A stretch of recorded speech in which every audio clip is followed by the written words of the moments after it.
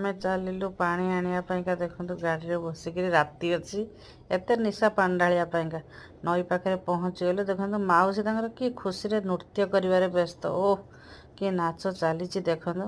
ମୁଁ ଦେଖ କେମିତି ନଈ ଭିତରେ ବସିକିରି ବୁଡ଼ ପକାଉଛି ପାଣିରେ।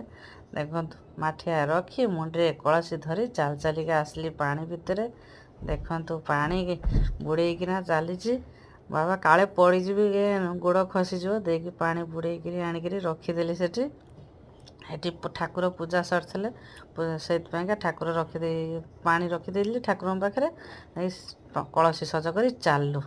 ଦେଖନ୍ତୁ ଶିକ୍ଷା ତାର ମଝିରେ ମଝିରେ ଗୋଟେ ସେଲ୍ଫି ନେଉଥାଏ। ମଉସା ଚାଲୁଛନ୍ତି, ମୋ ଝିଅ ଚାଲିଛି, ମୁଁ ବି ତାଙ୍କ ସାଙ୍ଗରେ ଚାଲିଥାଏ।